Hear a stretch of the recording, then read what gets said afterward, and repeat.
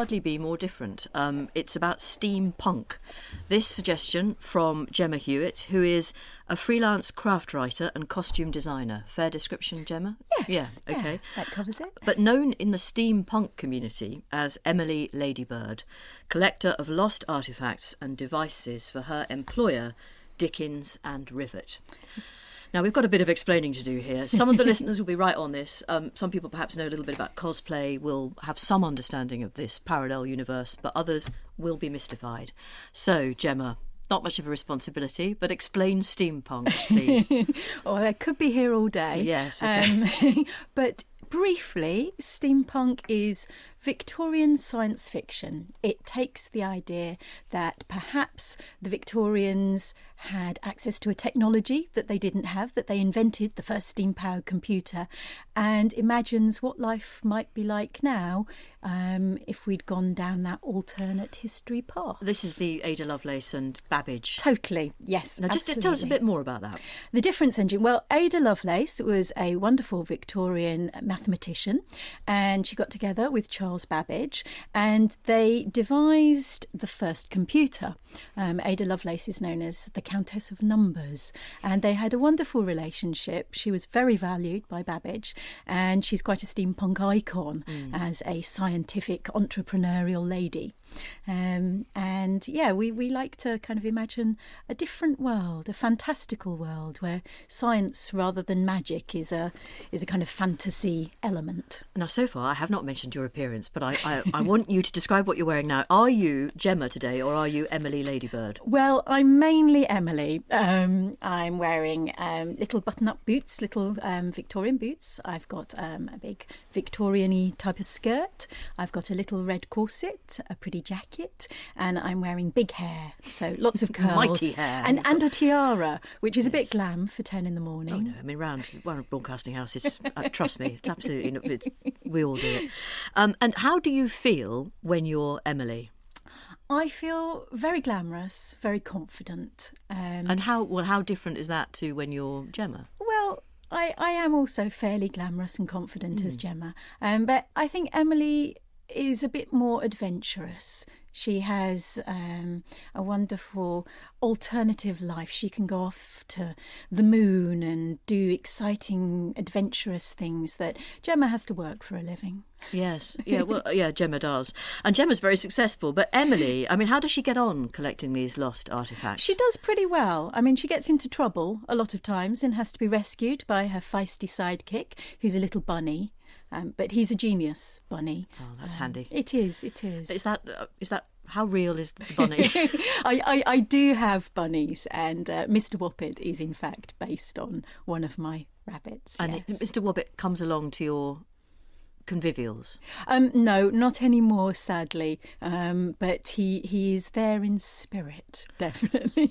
I told you this was another world. The convivial is your name, the steampunk name for a get-together, a gathering. Yes, and we have small ones all around the country. There are lots of different little groups in different cities and different counties who get together monthly, bi-monthly, and we also have some enormous ones that are nationwide. Recently there was one at the National Space Centre called Steampunks in Space, which is always great fun, and there's one in Lincoln annually as well. So although this is a niche, it's quite a big niche, isn't it? Oh, definitely, yeah. And it's expanding all the time. I mean, can you possibly begin to generalise about the sort of person who's attracted to this?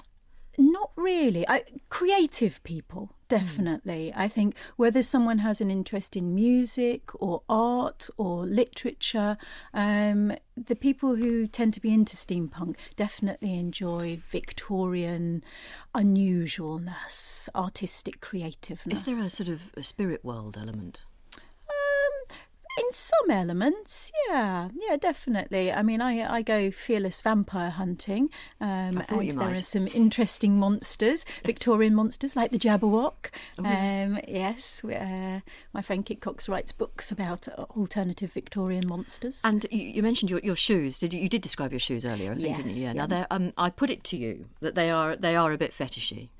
They are, yes. And come on, don't leave me hanging, Jema. To be honest, if you wear lovely tight corsets and pretty boots, there is an element of feeling slightly more glamorous than you might do in everyday life. Right. I mean, the feminist question has got to be about, I mean, what do the men wear?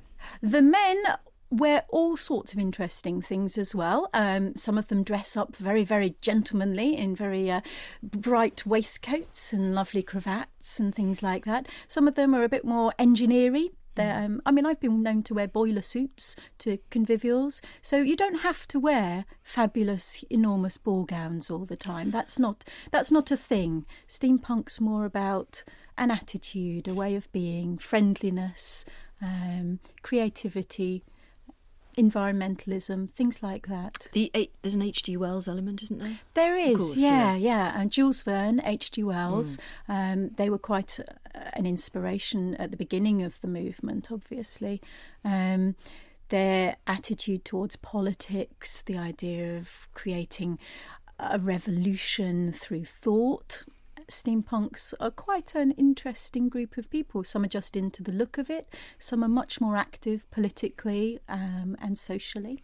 And do people stay in character? If you're at a convivial, does everybody stay in your world, or do you get people shuffling off to go into a corner to talk about lumbago or stamp duty or whatever it might be? Definitely. That does definitely, happen. Okay. Yes. It's not a role play event. It's not. Okay. I have my alter ego, Emily, but that's very much to keep Jema separate from kind of the steampunk world, because obviously I'm creating in both worlds. You absolutely are. I thought there was a music element, but there is no music connected to steampunk. There are lots of bands in steampunk, but there isn't an overall sound.